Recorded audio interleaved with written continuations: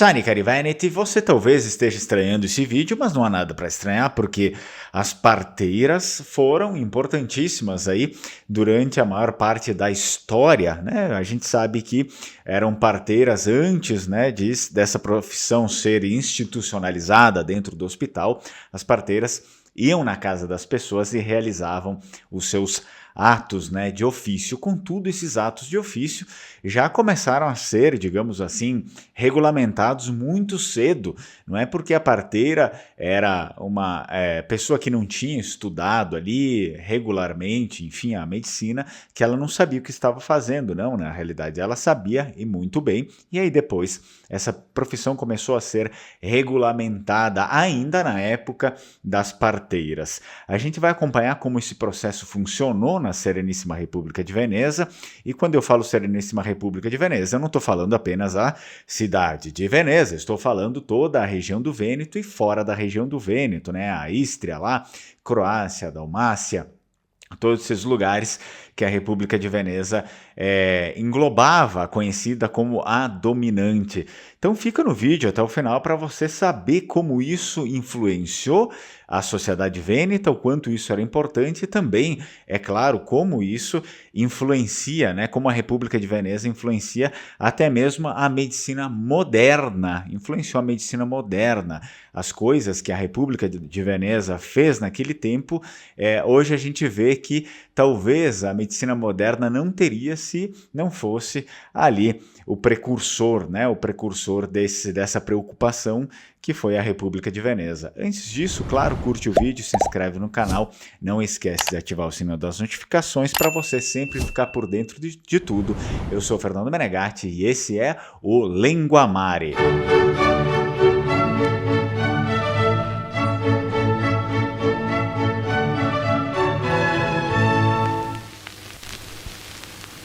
Publicação, o Evangelho de São Marcos, a primeira publicação aí do Linguamare, o Evangelho de São Marcos, escrito em língua vêneta e português. Ele é o nosso patrono, o patrono da Sereníssima República de Veneza, portanto é importante que a gente tenha essa obra também, né?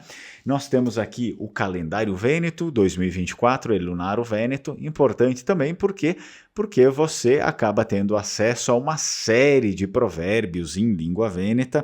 Você sabe que a língua vêneta é a nossa verdadeira língua, não é o italiano. O italiano é uma língua que veio depois com a unificação e mesmo assim é uma língua que não é falada no âmbito da família, muitas vezes ali, enfim, o que predomina entre aí as pessoas da família e também os amigos, a relação interpessoal é a própria língua vêneta, e isso vamos ver agora com a autonomia do Vêneto, que já foi aprovada pelo Senado. Provavelmente a língua vêneta vai começar a ser ensinada nas escolas de um modo mais vigoroso. E nós temos aqui para finalizar a nossa bandeira, né, a bandeira do Vêneto, também um símbolo importantíssimo que nós temos que aprender a honrá-lo, nós que somos descendentes, porque é claro que eles lá no Vêneto já fazem isso. Vamos lá para o nosso vídeo? O que acontece aqui? A República de Veneza, em sua história aí, muito diferente, por exemplo, das repúblicas dos dias de hoje, né, sempre demonstrou profunda sensibilidade em relação aos assuntos ligados ao social e principalmente às famílias e à saúde pública, né? A República de Veneza sempre foi reconhecida e é reconhecida até os dias de hoje. Basta a gente voltar aí um pouquinho, aí uns anos atrás, 1 ano, 2 anos atrás, quando a gente estava ainda naquele drama da pandemia, né? Então não era muito raro que a gente acabasse se deparando com a mídia falando a história das pandemias e como as máscaras foram criadas, e sempre acabava caindo lá em Veneza, né? Então, a manutenção da saúde na sociedade vêneta, na verdade, era um dos objetivos de maior relevância aí das autoridades da Sereníssima República de Veneza. Entendia-se assim que a saúde de seus cidadãos influenciava diretamente o âmbito político, econômico e social do Estado. Aliás, algo que é muito assim, digamos, lógico, né? É evidente, por óbvio, que a saúde das pessoas vai influenciar isso.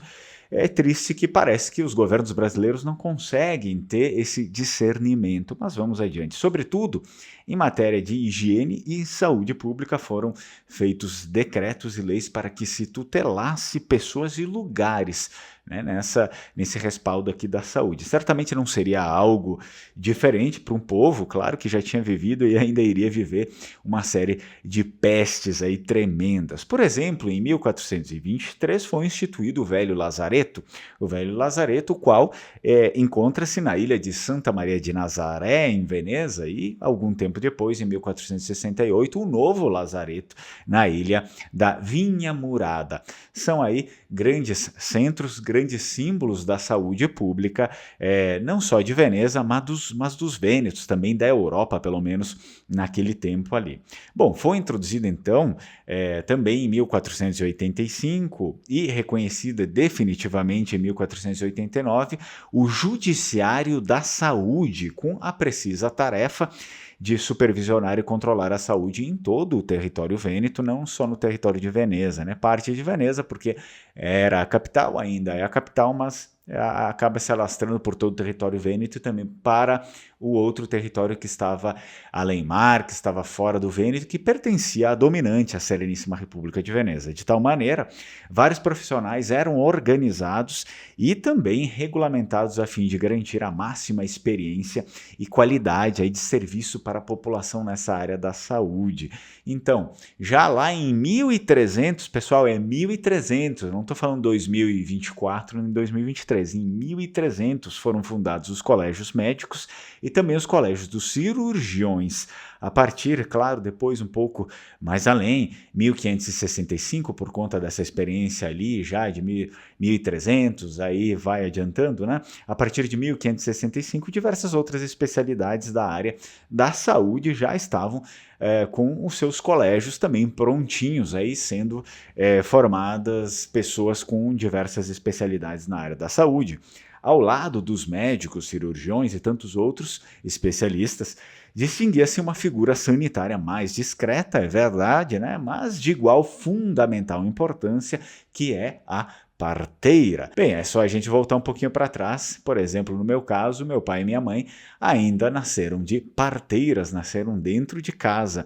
Eu já nasci em hospital, é claro, tenho 35 anos, mas eles lá já ainda nasciam de parteiras. Então era uma figura que foi importante até muito pouco tempo atrás. Então, ao passar dos anos, muita bibliografia de referência começou a ser escrita e difundida para a formação da profissão aí, de parteira na República de Veneza, como o livro do médico Scipione Mercurio, intitulado La Comare. Comare em Vêneto significa parteira, la comare, a parteira. Um clássico texto para a formação das parteiras foi impresso em Veneza, aí um pouquinho já mais tarde, mas ele influenciou bastante a modernidade, né? Em 1721, escrito pelo cirurgião vêneto, operante lá na cidade lagunar, em Veneza, chamado Sebastião Melli, com o título de A Parteira Instruída no seu ofício segundo as regras mais assertivas e os ensinamentos mais modernos. O Lenguamare está trazendo mais uma novidade para vocês, que são camisetas vênetas, isso mesmo. Claro, como vocês estão vendo aí, temos alguns modelos, né, alguns tipos de camisetas, certamente nós temos mais do que um tamanho, você precisa entrar em contato, né, ver qual é o seu tamanho, se vai dar certo para você, mas são camisetas muito bonitas, não deixa de entrar em contato aí, produto novo do Lenguamare, as camisetas vênetas. Esse texto médico vêneto descreve uma série de procedimentos e regras para as parteiras. Assim, Sebastião Melli, nosso médico vêneto, apresenta a parteira. Ele começa falando, né, em vêneto, ele diz la comare debotto comare. Isto é, ele faz um trocadilho, né, porque em vêneto parteira é comare. Daí, só que a gente sabe que em vêneto também a palavra mãe é mare. Bom, vocês têm aqui Lenguamare, língua mãe, né? E se a gente separar, né, não falar comare, mas separar separado mare, fica com a mãe. Então ele faz esse trocadilho aqui, né?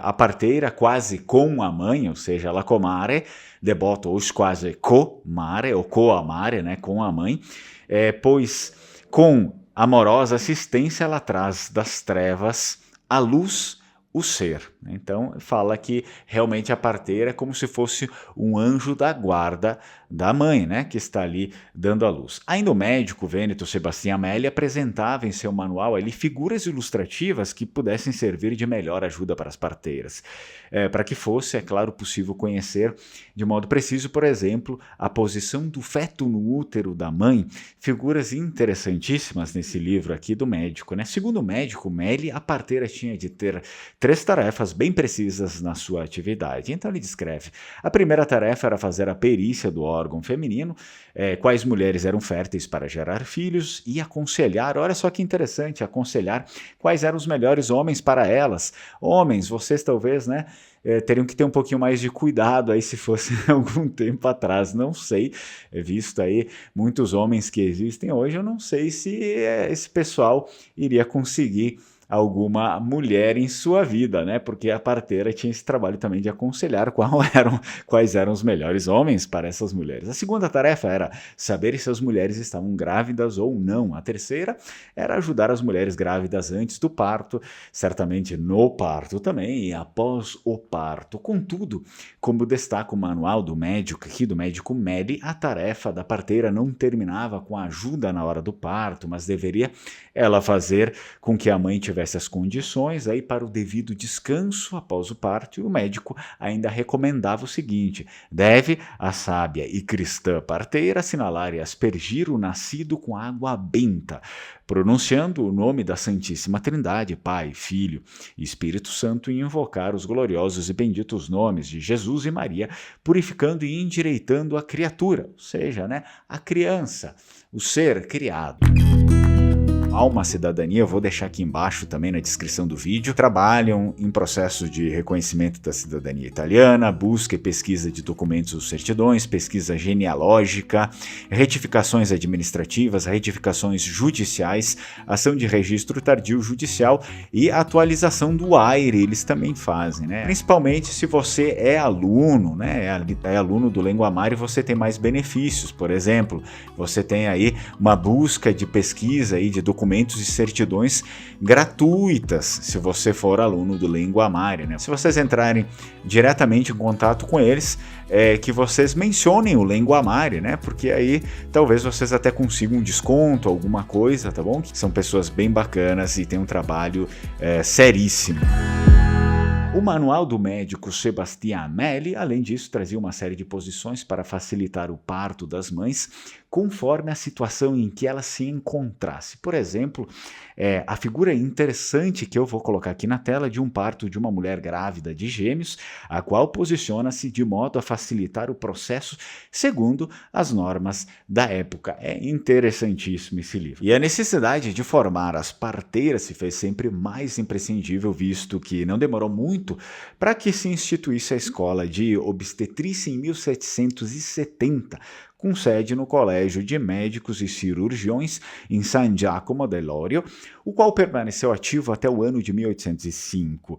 Foi assim que, em pouco tempo, a República de Veneza encaminhou-se rapidamente para a medicalização do parto, projetando, em boa parte, a arte obstétrica na modernidade da medicina institucional, a qual temos nos dias de hoje.